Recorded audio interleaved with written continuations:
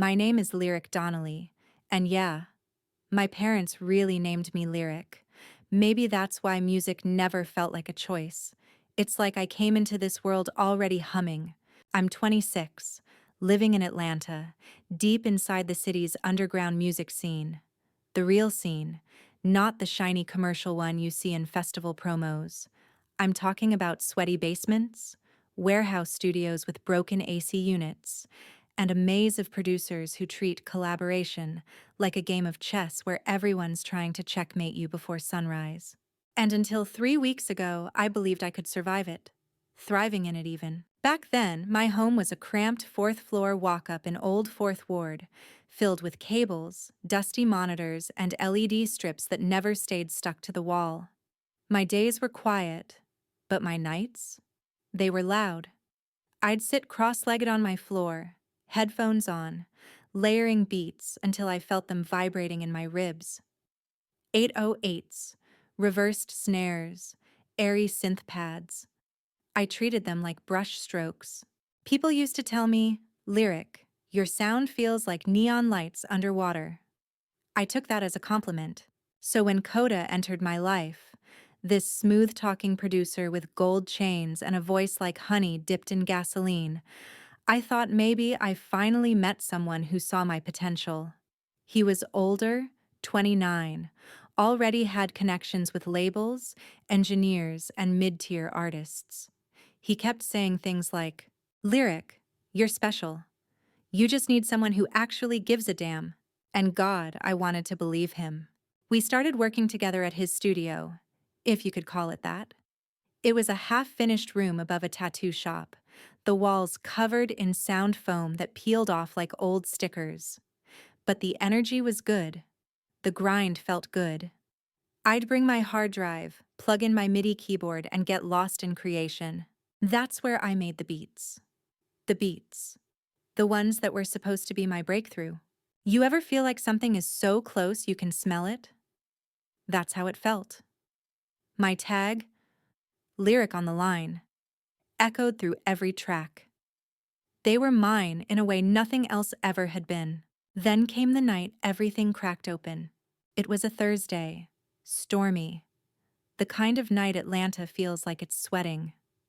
I was already exhausted, editing a vocal chop for the 10th time when Coda said he wanted to clean up some files while I grabbed late-night tacos. I didn't think twice.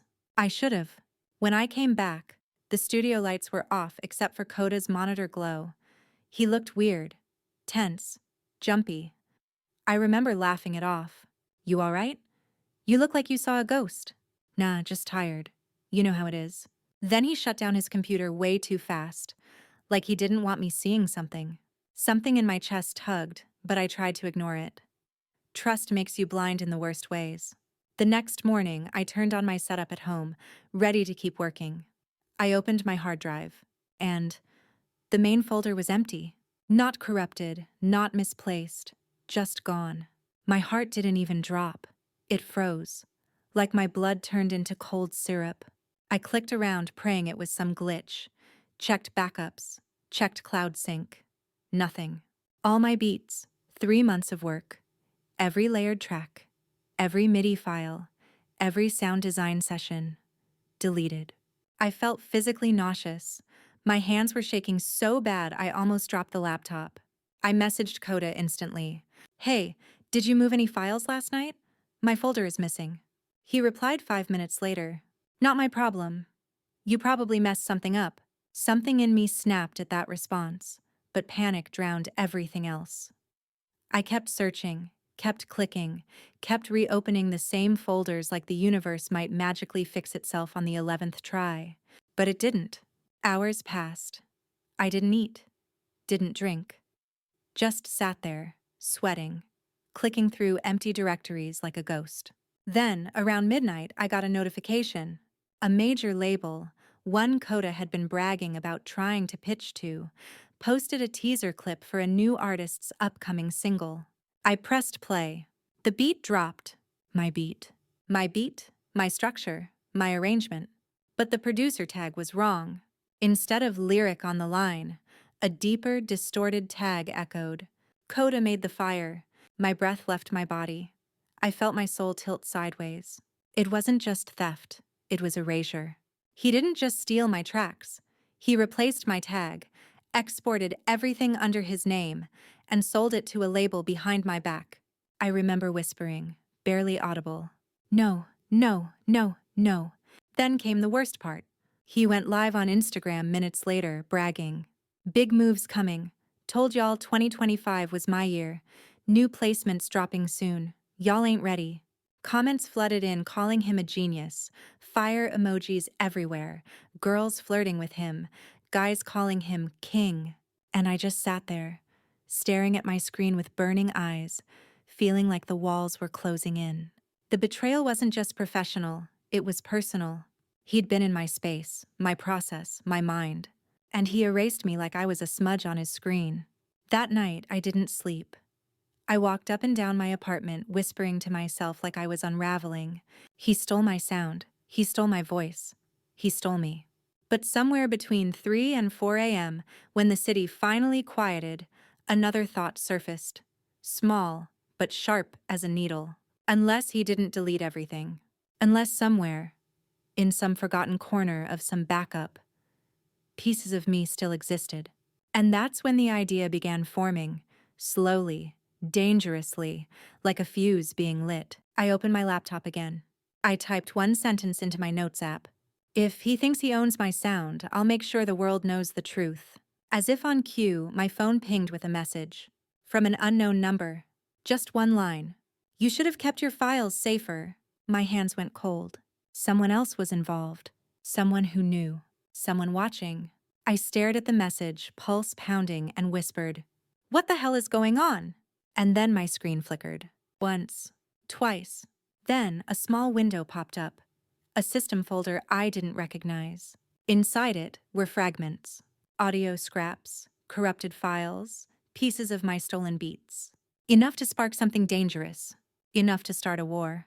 I didn't move for almost a full minute. Just stared at the strange system folder glowing on my laptop screen. The file names looked like glitches. Strings of numbers, half-words, garbled characters. But when I clicked one at random, a distorted melody spilled out. My melody. Warped, broken, half missing, but undeniably mine. My throat tightened. It felt like hearing a voice I thought had drowned. I opened another file, then another.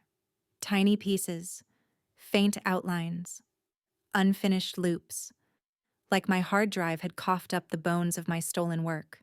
But how? Who sent them? Why now? The unknown number texted again. "If you want the rest, be careful who you trust." I typed back instantly. "Who are you?" No response, just silence. And the low hum of my laptop fan spinning like it was nervous too. I didn't know whether to be grateful or terrified, maybe both. But something inside me shifted. Something sharp. Something hungry. Coda didn't erase me completely.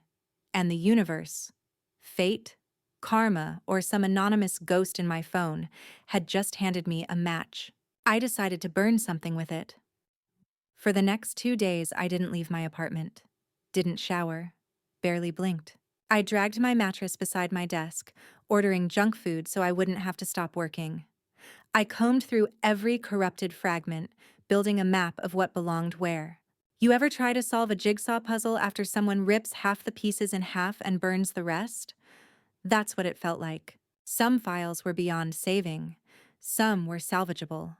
Some needed to be rebuilt from scratch using nothing but my memory and instinct. Luckily, instinct was something I had plenty of. I replayed every fragment, isolating frequencies, stretching waveforms, reversing bits, pulling hidden artifacts out like recovering fossils. Hour after hour, I stitched the pieces together, building the skeleton of something new. Not a beat, not an EP, a weapon. By the second night, my eyes were bloodshot, my hands numb. But I had something. Something alive. Something pulsing. A concept. A revenge album. Not one track, not a diss song. A full narrative. A sonic documentary of theft, betrayal, erasure, mixed into a project so undeniable the industry would have no choice but to listen. I whispered the title out loud into the dim glow of my bedroom. Echoes of the Stolen. The name made my spine tingle. But a plan that bold needed more than just beats. I needed proof. Receipts, screenshots, metadata, timestamps, anything that could link my originals to the label's stolen versions. And there was one place those receipts definitely existed. Coda's studio. Just thinking about stepping back into that space made my stomach clench. But fear wasn't going to build this project. Fear wasn't going to expose him. Fear wasn't going to give me my name back. So I grabbed my backpack, tucked in my external drive, and headed out. The tattoo shop under his studio was still open. Fluorescent lights buzzed. A girl with pink braids laughed at something the artist said. I walked past them, heart pounding, and climbed the creaky wooden stairs. Every step felt like a drum hit. Coda wasn't supposed to be here on Sundays. He always bragged about off days where he didn't touch music at all. But when I reached the top and turned the corner, his studio door was cracked open. A sliver of blue monitor light spilled into the hallway. My pulse spiked. Voices drifted out. Not one, two. Coda and someone else. I pressed against the wall and listened. Bro, she's not gonna do anything, Coda said, laughing. Lyric's talented, sure, but she's soft, emotional. You scare her a little and she folds. My jaw clenched until it hurt. A second voice replied, deeper, colder. You better hope so. If she finds those backups you hid, she could expose everything. My breath hitched. Backups? Hid? I leaned closer, barely daring to breathe. Coda scoffed. Relax. I changed all the file names, metadata, tags, even switched out her samples. There's no way she can trace it back. The other man didn't sound convinced. You underestimate people, especially the quiet ones. They break in ways you don't see. A chill ran down my spine. Then the man continued. And if she uncovers your other projects, the ones you lifted from those kids last year, you know the label's not going to protect you this time. My hand flew to my mouth. Other victims. This wasn't a one-time theft. This wasn't a mistake. This was a pattern. I felt something inside me shift, something heavier than anger, a sense of purpose. I needed those backups. I needed the evidence. I stepped back quietly, trying to decide what to do next. But the floorboard beneath my foot let out a tiny, traitorous creak. The voices inside stopped instantly. Someone stood up, chair legs scraped. Coda's voice snapped through the silence. Who's out there? Panic hit me like a punch. I turned, sprinting down the hallway. Hey, Lyric, is that you? My heart slammed against my ribs. I nearly tripped on the stairs. Behind me, heavy footsteps pounded toward the door. I burst into the tattoo shop, breathless, startling the artist and the girl.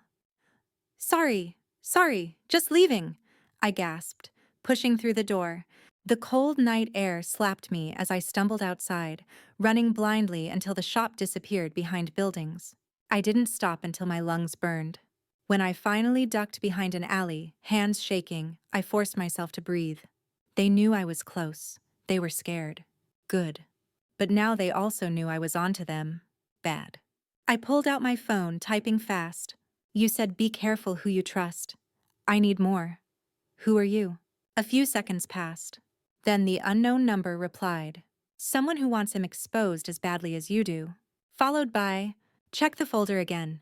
You missed something. My heartbeat kicked into a sprint.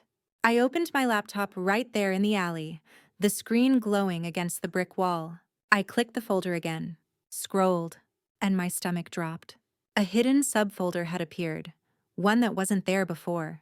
Inside it was a video file, untitled, large, time-stamped from the night my beats disappeared. I opened it, and what I saw froze every breath in my body. The video opened with a flicker. Static, glitchy colors, the kind that immediately make your stomach clench because you know something's wrong before you even see it. Then the camera stabilized, and there he was, Coda, sitting at his studio desk, lit only by the blue glow of his monitors, his face calm, focused, almost bored. But what froze me wasn't him. It was the timeline on his screen. My beats, my project files, my stems. All open, all being exported under his name. I clamped a hand over my mouth. My ears rang. The video showed everything. Every click, every drag, every file rename. He opened folders, deleted tags, dragged in his own distorted producer tag, overrode my metadata with his information. No hesitation, no guilt, like he'd done it 100 times. Then, halfway through the recording, the studio door opened. My breath caught as a second man stepped into frame. I recognized him instantly. Jinx, an engineer who bounced around studios in Atlanta. I'd seen him twice before, both times lingering in doorways, watching quietly with an unreadable face. He walked up behind Coda, scanning the files. "They're all hers?" he asked. Coda nodded. "Yeah, told you she was talented." Jinx let out a low whistle. "And you're just taking them?" Coda shrugged, smirking. "She'll be fine. She's the type who hides behind a laptop. She's not built for confrontation." My chest tightened. Hearing him talk about me like that, like I was prey, made my blood boil. Jinx leaned closer. "You sure she doesn't have backups?" Coda laughed. "If she does, I'll just delete those too. She gave me access, remember? Idiot move." My heart stuttered. So he'd gone into my cloud, into my accounts. He hadn't just stolen beats. He'd invaded everything. Jinx crossed his arms. "You better hope she doesn't find out." "Oh, she won't," Coda said confidently. "She trusts me, and even if she suspects something, she'll never be brave enough to act on it." The video ended. The screen went dark, but I stayed frozen in place, staring at the reflection of my own stunned face in the black window. Everything inside me churned. Rage, humiliation, nausea, fear. But beneath all of it was something else. Resolve. He really thought I wasn't brave enough. That I'd roll over and accept erasure. He wanted a ghost? Fine. I'd haunt him. I closed my laptop and leaned my head against the alley wall, breathing through the storm inside me. I needed a plan, something precise, something surgical. Ballistic rage wouldn't get me anywhere. A meltdown wouldn't reclaim my beats. And going to the police? With what? A few files and a stolen tag? They'd smile sympathetically and tell me it was a civil issue. But this video, this was leverage.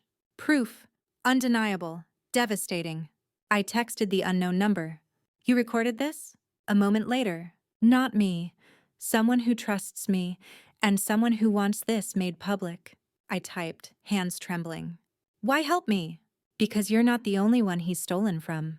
My stomach twisted. I remembered what Jinx said in the studio, about kids from last year, about other victims. "How many?" I typed. There was a long pause. Then, enough. The word hit like a punch. Enough. Enough to ruin lives. Enough to bury talented people before they even started. I closed my eyes and whispered, "This is bigger than me." The message came immediately. Exactly. I looked around the alley as if answers were hiding between bricks. Fine. If this was bigger than me, then my revenge had to be bigger too. I took a deep breath and typed, "I'm putting together an album, a story, a timeline, evidence. I'm dropping it the night of his big live stream, and I'm blowing everything open." The reply came fast. "Good, but you'll need more than fragments. Check your email." I opened my inbox. A new message sat at the top. No subject, no signature, just a download link. My pulse hammered as I clicked it. A folder appeared. Project Restore. I opened it. Inside were full recovered stems of 3 of my lost beats, screenshots of Coda messaging a label rep about his new sound, audio logs of him bragging about stealing work, metadata proofs showing my original creation dates, and a list of names. Victims. I whispered them under my breath. Nova, Taya, Miri, Joe. 4 names, 4 stories like mine, 4 people he'd stepped on to climb the ladder. I felt my throat tighten. They deserved better, and so did I. I reopened my DAW and imported the restored stems. The moment the sound hit my headphones, something inside me lit back up. The beats were bruised, not perfect, but alive. And so was I. I worked for hours without stopping, piecing together track 1 of my Revenge album. A heartbeat-like kick, a trembling synth. My tag, distorted, haunting, reintroduced like a ghost returning to its body. Lyric on the line, but lower, darker, sharper. A reclamation. Around 4 a.m., my phone buzzed with a new message from the unknown number. "Be ready, he's planning something." I typed back. "What?" "He knows someone's leaking information." Ice flooded my veins. Immediately after, another message. "He thinks it's you." My breath caught. "What did he do?" I typed. This time the reply took a while. Then, "He's digging. Your accounts. Your friends. Your location history." My heart rate spiked. "He's trying to find you, Lyric." The world seemed to tilt. My fingers went numb. Another message came instantly. "You need to move. Now." I grabbed my laptop and hard drive with shaking hands. But before I could even stand up, a shadow moved at the mouth of the alley. Slow, deliberate.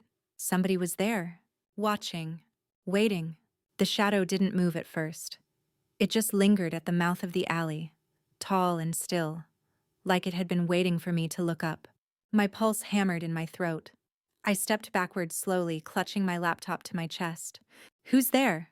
I whispered, hating the tremble in my voice. Silence. Then the figure stepped into the faint streetlight, and I nearly collapsed with relief. It wasn't Coda. It wasn't Jinx. It was Nova, one of the names from the victim list. She was exactly as I remembered from her small SoundCloud profile photo. Sharp cheekbones, bleached buzz cut, oversized hoodie, nose ring glinting. She lifted her hands slowly, palms out. "Relax," she said softly. "If I wanted to hurt you, I wouldn't have walked straight into the light." My knees weakened, but my suspicion stayed locked, tight. "How did you find me?" "I've been looking for you for 2 days," she said.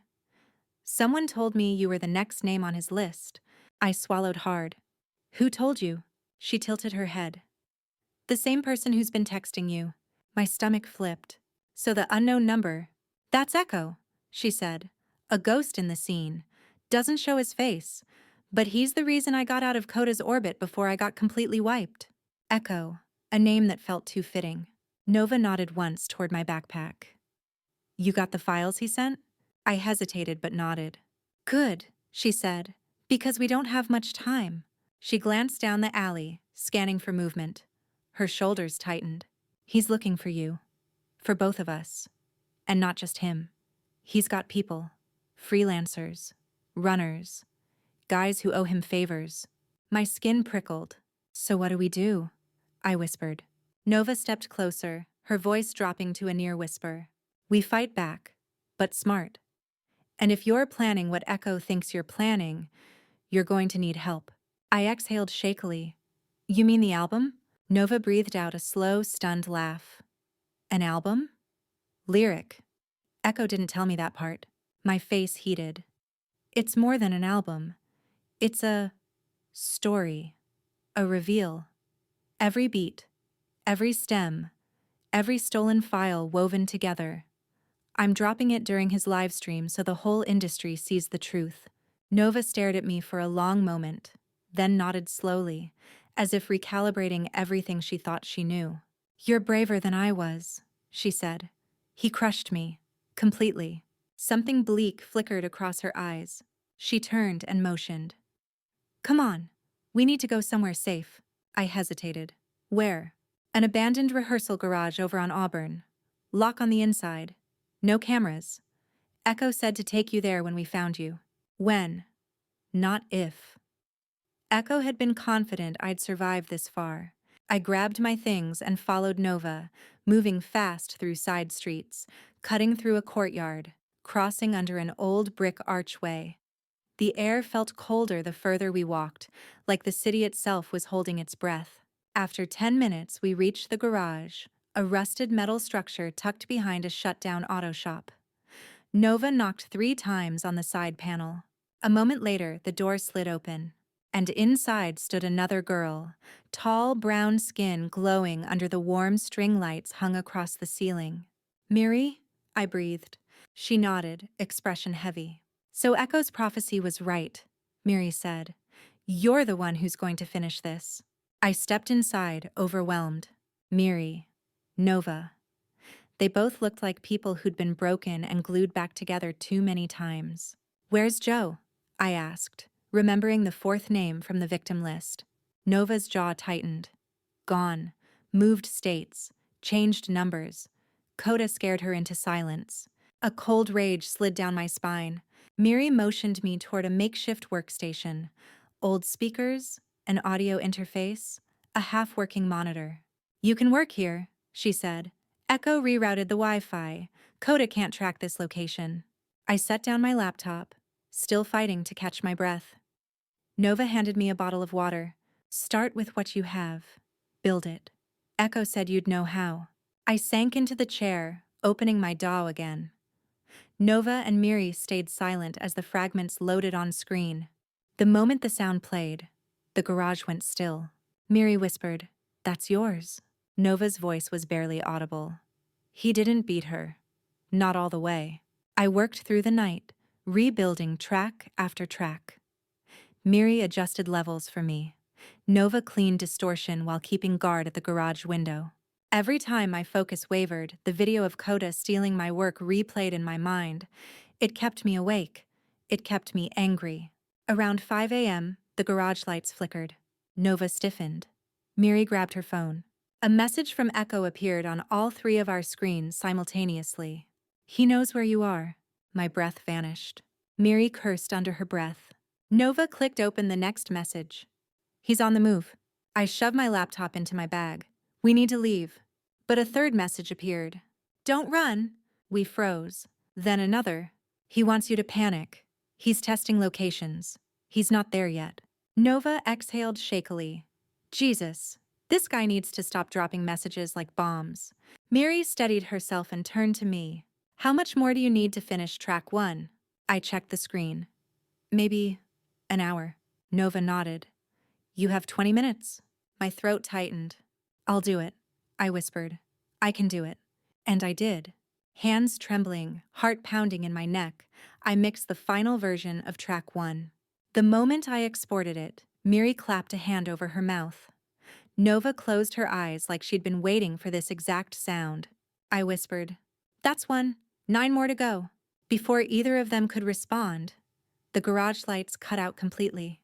Darkness swallowed the room. And outside, slow footsteps scraped along the gravel. Coming closer, stopping right in front of the door. A male voice murmured, "Lyric! I know you're in there." Coda. He'd found us. For a moment, none of us breathed. The garage was pitch black, cold metallic darkness swallowing everything except the faint glow from my laptop battery light. Miri stood frozen beside me. Nova's silhouette hovered near the door, her muscles coiled like a spring. Outside, gravel shifted softly under someone's boot. Then that voice again, smooth, confident, poisonous. "Lyric, sweetheart, you don't have to hide. Come out. Let's talk." My stomach twisted. Even now he sounded casual, like this was a misunderstanding. Like he hadn't stolen months of my life and tried to erase me from the industry entirely. Nova mouthed, "Don't move." I nodded, barely breathing. Coda tapped his knuckles lightly against the garage door. "I know you're in there. My guy saw 3 shadows come in earlier. You think I don't have eyes in this area?" My heart hammered. Miri whispered into my ear, barely audible. "He doesn't know exactly where we are in the room. Keep still." But Coda kept talking, slowly walking along the outside wall, dragging his fingers across the metal. The sound grated like a knife across my spine. "You girls are making this harder than it needs to be. I'm not here to hurt anyone." Liar. Nova took a slow step forward, positioning herself between me and the door. Coda continued, "Lyric, listen. I know you've been stressed, emotional, and maybe I made some mistakes. But going after me? That's not smart. You don't understand how this business works." My jaw clenched. I understood perfectly. He wanted to control the narrative before I could expose him. And you linking up with washed-up strays like Nova and Miri? He added with a small laugh. Come on, you're better than that. I felt both girls tense at the same time. Koda's shadow paused right behind the door. You want to know what I think? He said softly. I think you're scared. And you should be. Because if you drop anything with my name on it. Suddenly he slammed his fist against the door. The whole garage shook. Miri gasped. I slapped a hand over my mouth. Koda exhaled, calm again. You're gonna lose. I've got connections, lawyers, PR teams, money. You're a nobody with a laptop and a temper. My blood went cold. Then Nova stepped out of the darkness. Not opening the door, just placing her hand on it, like she wished she could break through. Her voice was low, controlled. Back away from the door, Koda, last warning. He laughed. Oh, look. Nova's still playing hero. Thought I scared you off for good. I'm not scared of you, she said. You should be. They stared at each other through a sheet of metal. Then Koda's tone shifted, colder. You girls think Echo is going to save you? You think he's some kind of legend? He's a coward, a hacker with no real power, and whoever he's feeding information to, his voice dropped into a hiss, is signing their own death sentence. Nova's breath hitched. Miri whispered, Don't let him get into your head. But he wasn't finished. You don't know the circle you're messing with. I'm not the only one watching you. A chill crept down my spine. Not the only one? Then Koda said something that made my stomach collapse inward. And Lyric, stop looking for Joe. She's not coming back. Nova's hand tightened into a fist. I could feel the rage radiating off her.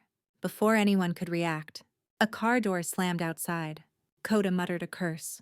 Then another voice, male, impatient, called out, Yo man, hurry up! We don't have all night.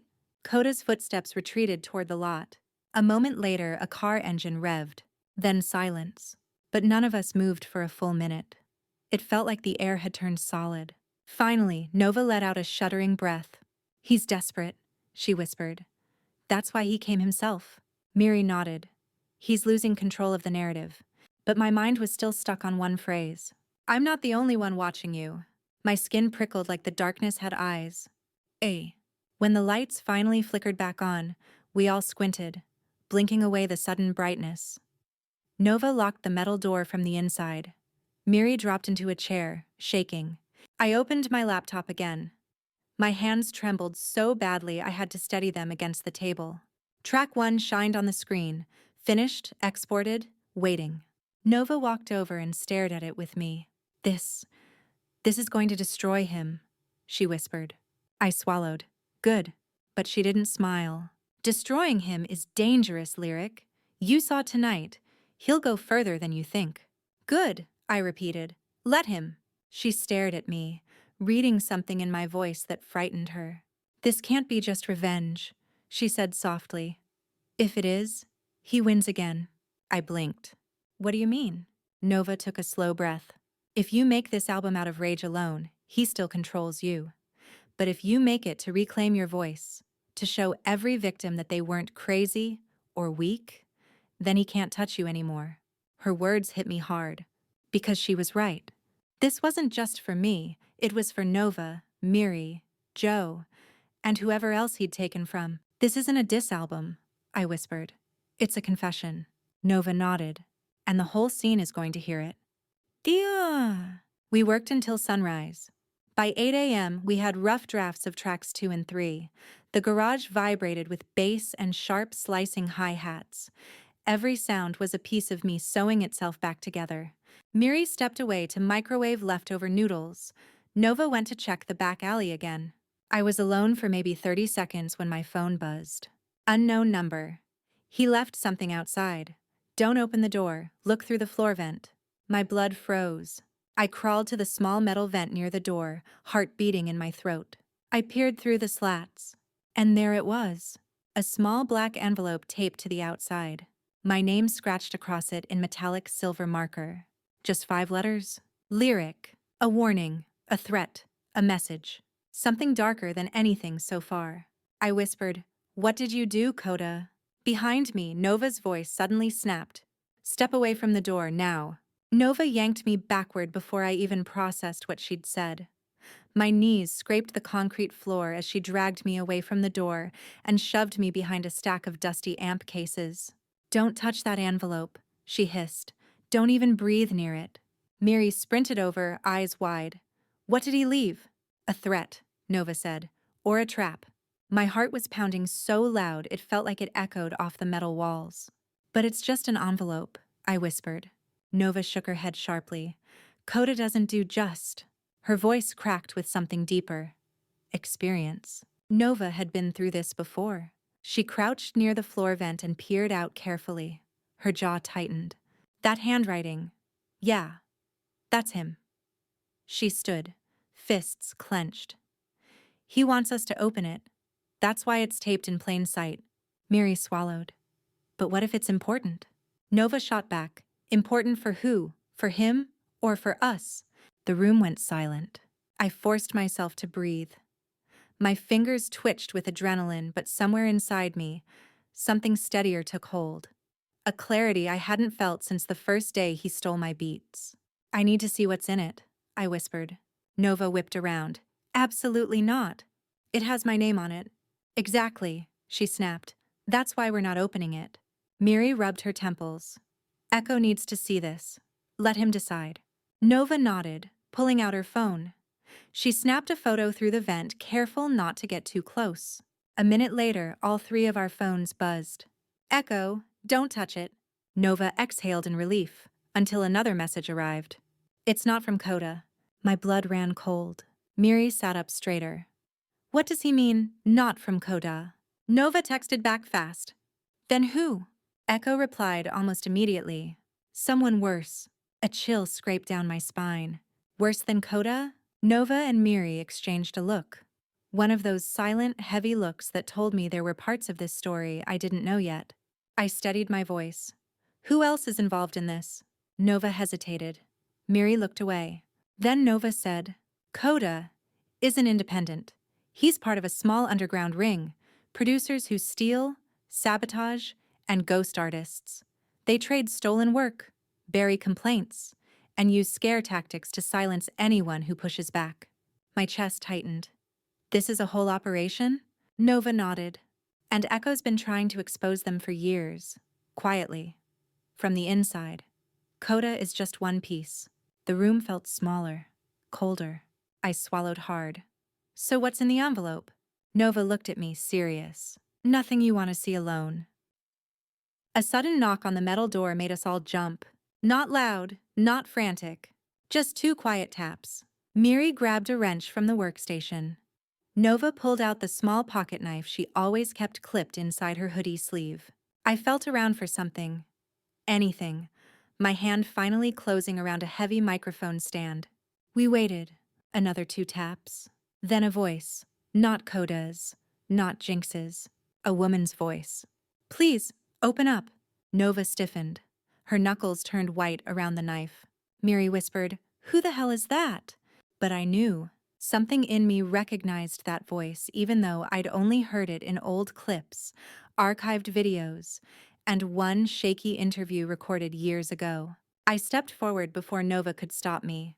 "That's Joe." Nova's eyes widened. "Lyric, no." But it was too late. I was already at the door. I pressed my ear to the cold metal. "Joe?" I whispered. A shaky exhale came from the other side. Then, "Yeah, it's me," Miri gasped.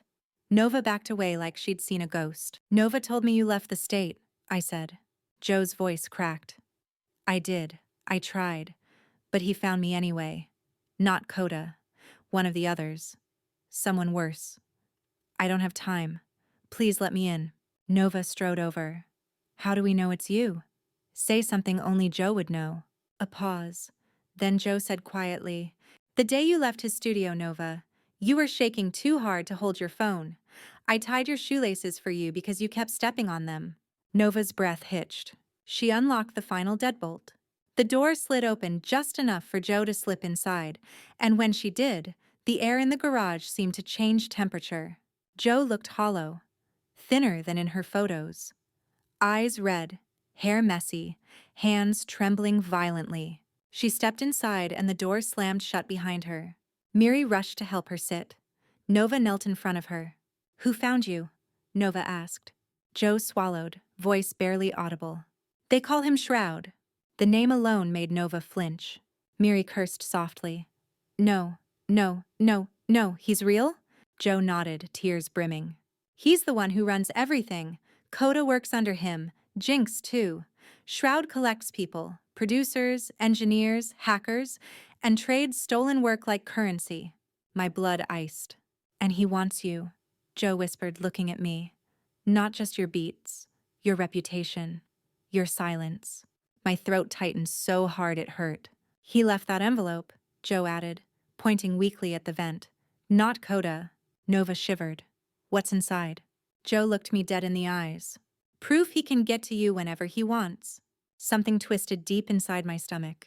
Miri whispered. Echo was right. Joe suddenly grabbed my wrist, her nails digging into my skin. "Lyric, you need to understand. They don't just steal. They erase. They ruin. If you release this album, you're not just going after Coda. You're going after their entire operation." Her voice broke. "And they will come for you." Silence swallowed the room. Then Nova said, steady, fierce, "Let them." Miri nodded beside her. "So they come. So what? We're not running anymore." I looked at the three of them. These girls. Broken, bruised, but standing. And something in me clicked. Fear wasn't the enemy. Silence was. I sat down at the workstation, opened my DAW, and said, "Then we finish the album." But before I could start, all four of our phones buzzed. A message from Echo. "Shroud is moving. You don't have much time. Prepare yourselves." The air inside the garage instantly felt heavier. Thick. Electric. Buzzed with fear. Shroud. A name I had heard for less than 10 minutes, yet somehow it filled the room like smoke. Nova locked all 3 bolts on the door again, her fingers trembling even though she tried to hide it. Miri pulled the blinds shut over the tiny windows. Joe curled into the corner, gripping her sleeves like she was bracing for an earthquake. I tried to steady my breathing. Echo's message kept repeating in my head. "Shroud is moving. You don't have much time." I opened my laptop again. Every instinct in me screamed to run, but my anger was louder. "No more fear," I whispered to myself. "We finish this." Nova heard me and nodded. Miri placed new headphones on the table. Joe wiped her face and crawled closer, her voice still shaky but firm. "If you're doing this, I want to help." I looked at her, this girl who'd been hunted, terrified, broken, and I felt something like fire rise in my chest. "You're safe here," I said. She shook her head. "No, not safe, but we're not alone anymore." And that was enough. For hours, we worked like our lives depended on it. Maybe they did. I built the backbone of track 4, an angry, distorted beat built from breaths, metallic rattles, and the low hum of a broken amplifier. Nova sifted through old voicemails Coda had left her. Miri pulled stems out of corrupted folders like she was performing surgery. Joe found her old notebook of lyrics, trembling, water-stained pages filled with ideas she'd once been too scared to release. We used all of it, every bruise, every scar. We turned pain into percussion. Around 11 a.m., exhaustion hit hard. My eyes burned. My hands felt numb. Nova shoved a protein bar into my palm. "Eat. You won't make it if you collapse." Miri poured me water. Joe sat down beside me. "I used to think I'd never make music again," she whispered. "That he took that from me forever." I glanced at her. "Then let's take it back." For the first time, Joe almost smiled. We were halfway through track 6 when the garage lights flickered again. Nova froze. Miri set her headphones down slowly. Joe stiffened. "Is it them?" I whispered. Nova checked her phone. No messages yet. Then all 3 of our phones buzzed at once. Echo. "They're in the neighborhood." My heart stopped. Nova typed quickly. "How many?" Echo's reply made my skin crawl.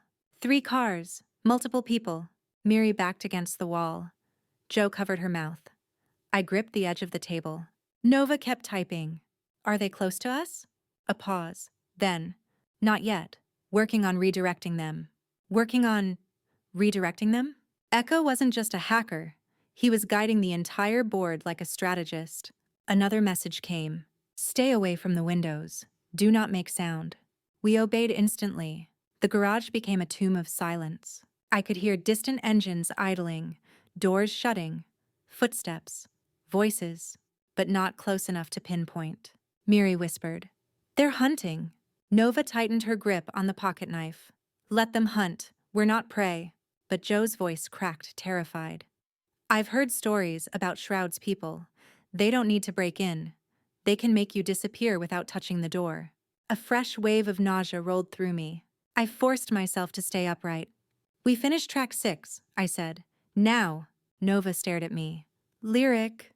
"Now." And maybe it was madness. Maybe adrenaline. But the moment I hit play again, something shifted. My fear didn't vanish, but it bent. It sharpened. It became fuel. I layered the drums thicker, added distortion, turned Joe's trembling hum into a haunting harmony. Let Nova's angriest voicemail become the hook. We crafted chaos into music. It felt like a spell, a rebellion. At 2 p.m., Echo sent another message. "They're circling the area. I can't hold them off much longer." Miri began pacing. Joe shook uncontrollably, but I only typed one word back. "Understood." Then I hit record again. This time, something in me unlocked, something I didn't know I'd buried. Old versions of me, all the times I'd been talked over in studios, dismissed, belittled, called emotional, or too soft, or not industry enough. Every wound poured into the track. My voice cracked halfway through the recording, but I didn't stop. Not until the last synth faded. Nova stared at me like she'd never seen me before. "You're becoming dangerous," she whispered. "Good." I saved the file. 7 tracks done, 3 to go. Tee-haw. Then, faint crunching sounds outside the garage. Nova looked up sharply. Miri stumbled backward. Joe gasped. I hurried to the vent and looked out. A black SUV sat idling across the alley. Tinted windows, no plates. My stomach dropped. "We need to leave," Miri breathed. Nova shook her head. "Where?" "They control the streets." But Joe suddenly pointed at my laptop. "Lyric, your battery!" I spun around. The power icon blinked angrily. 4%. No, no, no. I scrambled through my bag. "Where's the charger?" Nova cursed. "I thought you had it." "I did, I swear." Joe's voice rose. "If that laptop dies, all your new tracks." "I know." My pulse skyrocketed. If the laptop shut down now, everything we'd built could corrupt. Miri darted toward a crate near the wall. "Check there. Echo told me he left emergency gear." She tore it open. "Cables, batteries, a portable inverter." "Yes." Miri grabbed the inverter and slid it over. "Plug into that. It should give you an hour." My hands shook so hard I fumbled the cord twice before getting it connected. The laptop screen stayed on, barely. Nova exhaled like she'd been holding her lungs hostage. But the SUV outside didn't move. If anything, it inched closer. A slow, deliberate roll. My phone buzzed again. "Echo. They found the street. You must prepare to relocate." Then another message. "Pack the drives. Every file. Every backup." I swallowed hard. "He wants us to run." Nova nodded grimly. "He's right. We can't stay here." Miri started stuffing cables into bags. Joe closed her notebook with trembling fingers. And I saved the project file, copied it to my hard drive. Twice. Before closing the lid, I whispered, "We finished the album, even if we have to keep running." Nova placed a hand on my shoulder. Miri grabbed her jacket. Joe steadied herself on shaky legs. The SUV engine growled. Doors began to open. And Echo's final message flashed on our screens. "They're coming. Go, now." The garage exploded into motion. Miri grabbed the backpacks. Nova shoved the remaining drives into one of them. Joe clutched her notebook to her chest like it was life support. My laptop hung from my shoulder, still plugged into the emergency inverter that hummed weakly, fighting to stay alive. But outside, the SUV doors slammed shut. Footsteps, low voices, multiple people. Too many. Nova threw open the hidden back exit, a narrow metal door tucked behind shelves of rusted symbols. The hinges squealed softly despite our desperation to be silent. "Hurry," she whispered. "They'll flank the building first." Joe went through. Miri followed. I took a deep breath and hurried toward the door. But the moment Nova stepped into the frame, a loud metallic clang echoed through the front. Someone had kicked the main garage door. Hard. Nova's eyes widened. She gestured frantically. "Move! Go!" We squeezed into the narrow passage behind the garage, a cramped corridor between the building and a concrete wall. Only a sliver of sky shone above us. The air smelled like wet cement and old cigarettes. Joe whispered, shaking. "They're outside. They're right there." I could hear them too. Footsteps crunching gravel, men muttering. One voice, deep, smooth, terrifying, rose above the others. Not Coda, not Jinx. Someone new. "We clear the place. No mistakes," the man said. "Shroud wants the girl alive." Alive. My stomach twisted. Nova grabbed my wrist. "Don't freeze. We run."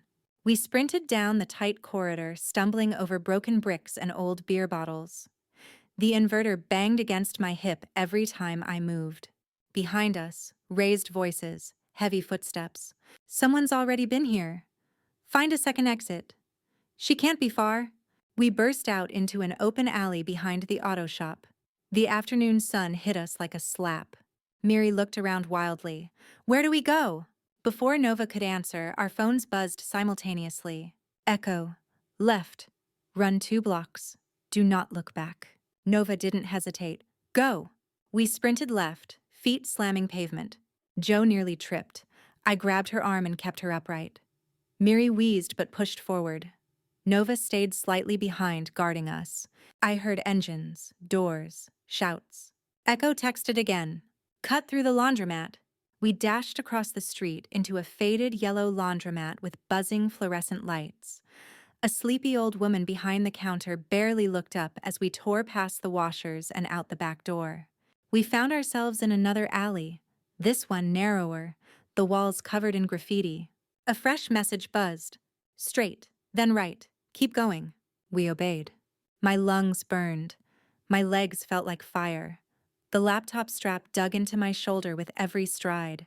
But the sounds behind us, angry men shouting, doors slamming, footsteps closing in, kept me moving. "Lyric!" Nova shouted. "Faster!" "I'm trying!"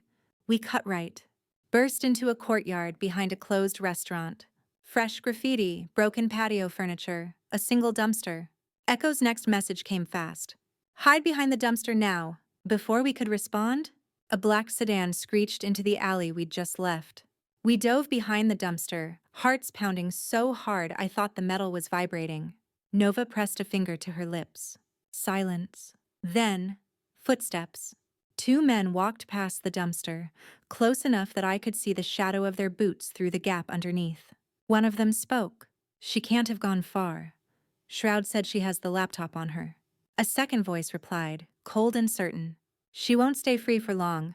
We're not letting another one escape." "Another one?" Nova squeezed my hand. Her grip was shaking. The footsteps faded. We stayed hidden until Echo's message appeared. "Move again. 1 block north. White door, number 42. Knock 4 times." Miri gulped. Okay, go."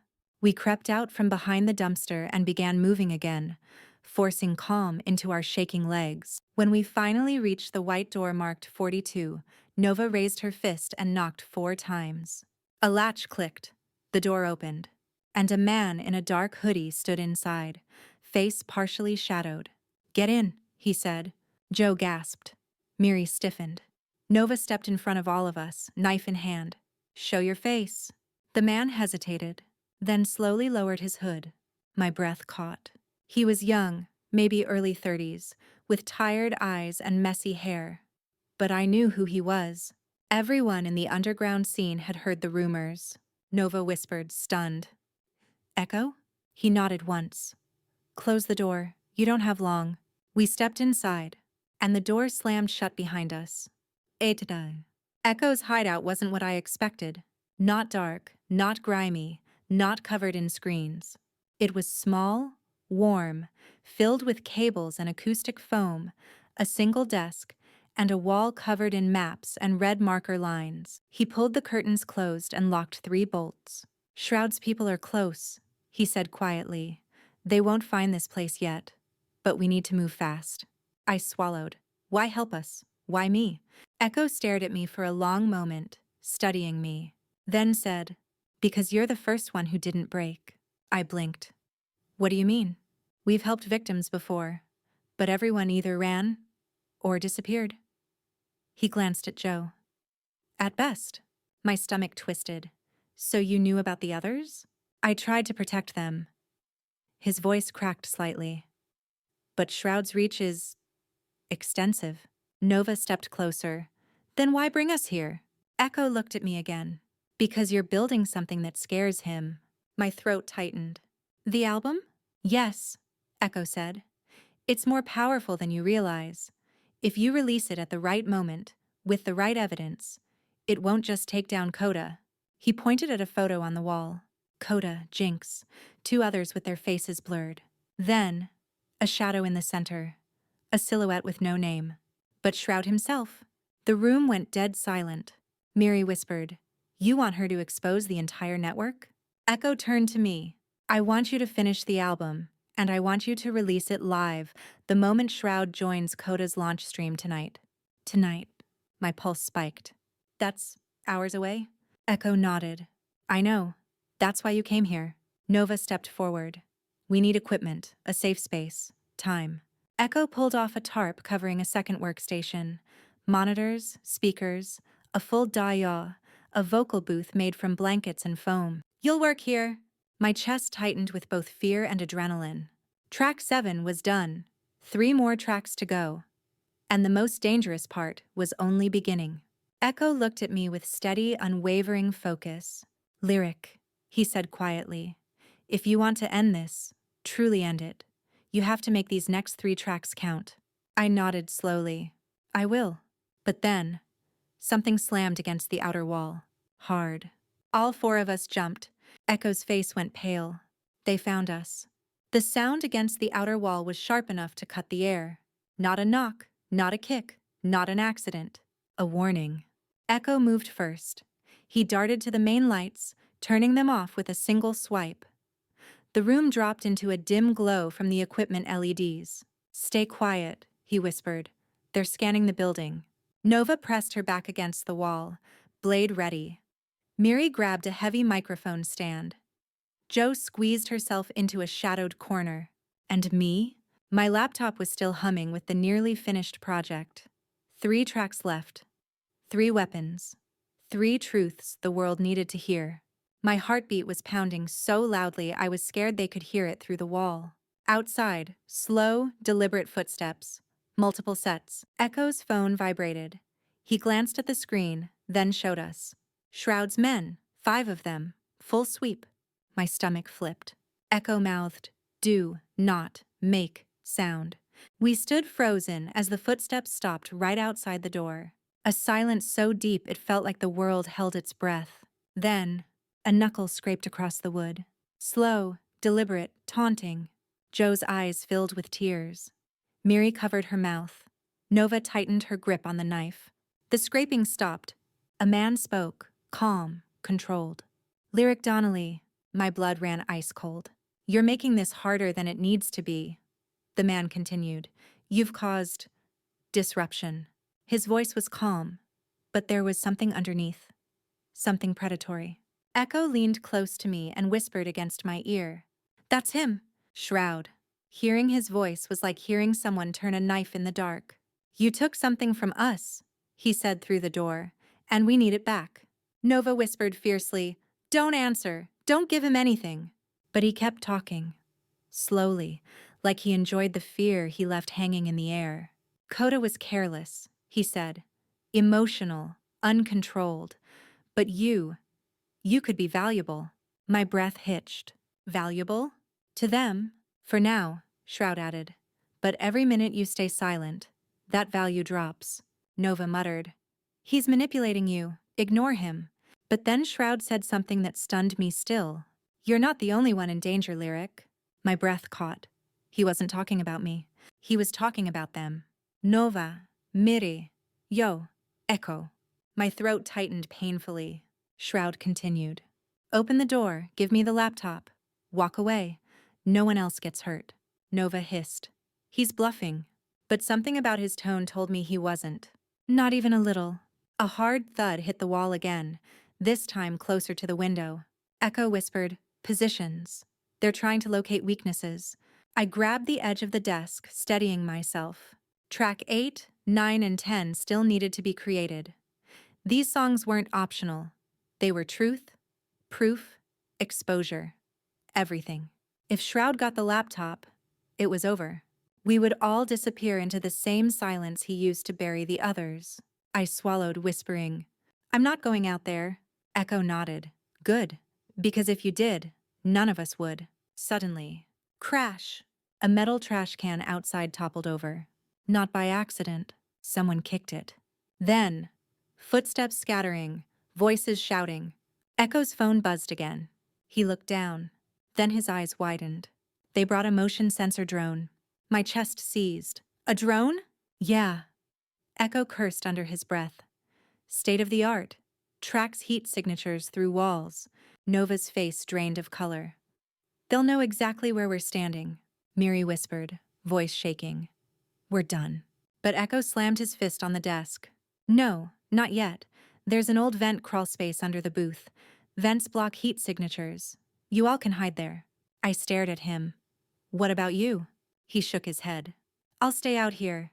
I can override their frequency for maybe 2 minutes. 2 minutes? That's not enough time for anything. It's enough for them to pass by. Nova grabbed his arm. Echo, they'll take you. He pulled away.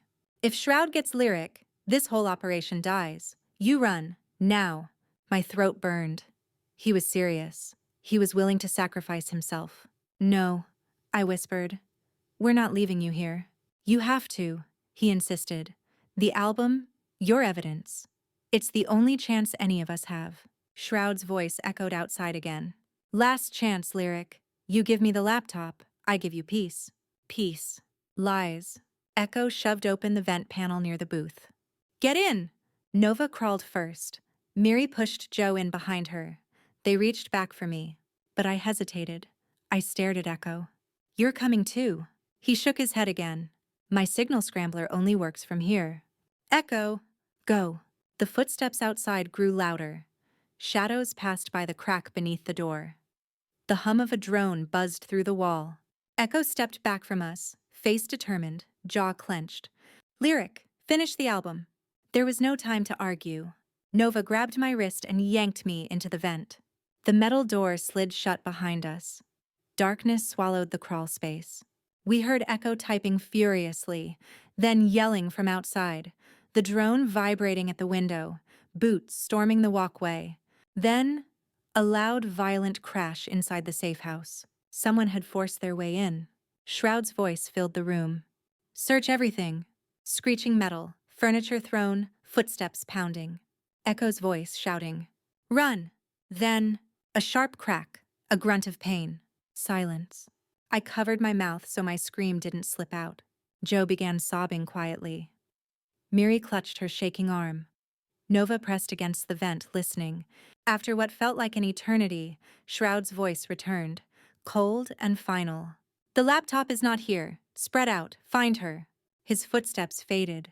Then the room went quiet. Echo didn't speak again. The silence was unbearable. Joe whispered, Lyric, what do we do? I swallowed the terror clawing at my throat. We finish the album, I whispered. Because if Echo fell for us, then we can't let Shroud win. Nova squeezed my hand. We move, now. And in the darkness beneath the floorboards, we crawled deeper, away from Shroud, away from Echo's silence, toward a new exit none of us knew existed. We had 3 tracks left, 3 hours, 3 girls, and an enemy finally showing his face. The vents grew narrower as we crawled, the metal cold beneath my palms. Every scrape of our knees felt too loud, too risky, like the world outside would hear us breathing. Nova led the way. Miri crawled behind her. Joe was in front of me, trembling but moving. I carried the laptop strapped to my chest with both hands like it was my heart. Above us, muffled footsteps, furniture crashing, voices barking orders. Shroud's voice was unmistakable, smooth, controlled, deadly. Check the basement, check the attic. She's in this building. We weren't. But he didn't know the vents existed. Not yet. Nova whispered, "This way," and tapped lightly on the metal. The vent sloped downward until finally, a dim light shone through a grate. Nova peered through. "It's the back lot," she breathed. "We can drop down." Jo shook her head violently. "What if they're out there?" "Then we keep moving," Nova said. "But if we stay in here, we're trapped." She kicked the grate loose. Fresh air rushed in. Nova dropped first with a quiet thud. Miri followed. Jo landed off balance. I grabbed her arm to steady her. I jumped last, landing harder than I meant, almost falling to my knees. But the laptop stayed safe. We were in a fenced back lot behind Echo's hideout. Concrete ground, weeds splitting through cracks. Only one exit, a rusted metal gate. Miri sprinted to it. Locked. But above us, silence. Shroud's men had moved to the front of the building. Nova grabbed the lock, twisted it, tested the hinge. "It's old," she whispered. "Maybe we can—" Bang! A gunshot blasted inside the building. Jo screamed into her hands. Miri staggered backward. I felt the world tilt. Nova's eyes sharpened like steel. "That was a warning shot," she whispered. "Or a threat." It didn't matter which. Shroud was closing in. I stepped forward. "We break the lock." Nova stared at me. "Got a plan?" "Yes," I said, lifting the inverter still hanging from my shoulder. "Electric power. It should short the metal enough to weaken it." Miri blinked. "That's crazy." "Everything we've done today is crazy." Nova nodded, jaw tight. "Try it." I pressed the inverter leads to the rusted metal. A sharp spark snapped through the air. The lock sizzled, glowed faintly. Metal expanded. "Again," Nova whispered. I hit it twice more. The hinge cracked. Nova grabbed the gate, yanked sideways, and it ripped open with a shriek of metal. "Go!" We ran into a narrow alley behind the block, feet slapping pavement. Our phones buzzed. Unknown number. Lyric. Echo is alive. Barely. Run west. My heart nearly collapsed with relief. "Echo's alive," I gasped. Nova didn't slow. "Then we move. Fast." We sprinted through back streets until the buildings around us changed. From industrial blocks to graffiti alleys to small duplexes to finally a row of abandoned warehouses. Another message buzzed. "Warehouse 19, safe for now." We turned the corner. Warehouse 19 was massive. Paint peeling, windows broken, the front gate slightly ajar. The sky above was darkening into early evening. Nova pushed the gate open. Inside, a huge empty space, dust swirling in the dying light. Miri collapsed onto a pile of blankets. Jo sank to the floor, hugging her knees. Nova paced, watching every entrance. I set the laptop down on an old crate. 3 tracks left. 3 hours until Coda's launch livestream. 3 hours until Shroud expected to reveal his artists, his stolen work, his empire. I opened the project file. Nova stepped beside me. "Lyric, can you even focus right now?" "No," I admitted, "but I have to." I began building track 8. Fast, sharp, chaotic. An anthem of running, of surviving, of voices hunted but not silenced. Nova punched in rhythm on a broken bucket to create percussion. Miri hummed a trembling harmony. Jo recited a whispered confession about her fear. Raw, unfiltered, heartbreaking. It became the spine of the track. Track 9 came next. A slow, rising storm of layered vocals and distorted synths. My voice cracked twice. Jo steadied me with her hand. Nova whispered, "You're almost there." Then, the final track. Track 10. The one that had to break everything open. I took a breath and hit record. My voice shook, but each word grew stronger. I spoke to the truth. To the stolen beats. To the girls they tried to erase. To Echo fighting for us somewhere out there. To Shroud listening from the shadows. "You can chase us," I said into the mic, voice low and steady. "You can silence rooms, break doors, hunt ghosts. But you don't own sound. You don't own truth. You don't own me. Nova stared at me like she saw a different person. When the last note faded, all three girls exhaled like they'd been holding their lungs hostage. It's done, I whispered. The album. The weapon. The truth. Night fell. Coda's livestream was set to begin in 10 minutes. We hacked into the warehouse's old power junction. Miri got Wi-Fi from a hidden backup router Echo had installed long ago. Nova found a single working spotlight. I sat on a crate in the center of the space, laptop open, album queued. Jo held her notebook like a prayer. Nova checked the time. 2 minutes. My heart thumped so hard I felt it in my teeth. On Coda's channel, thousands waited. Comments flew so fast they blurred. He appeared on screen, smiling, polished, fake. Behind him, a shadowy figure stepped into frame. Shroud. Watching, waiting. Nova whispered, "Lyric. It's now." I hovered my finger over the upload button. My hands shook. Then, my phone buzzed. "Echo, do it." A tear fell onto my keyboard. I clicked upload, and the screen transformed. 10 tracks, 10 stolen stories, 10 truths, broadcast live. Straight into Coda's stream, straight into Shroud's face, straight into the world. In the warehouse, the speakers trembled as track 1 began. Nova grabbed my hand. Miri sobbed quietly. Jo leaned against me, shaking. And somewhere, across Atlanta, the empire that tried to erase us began to crack.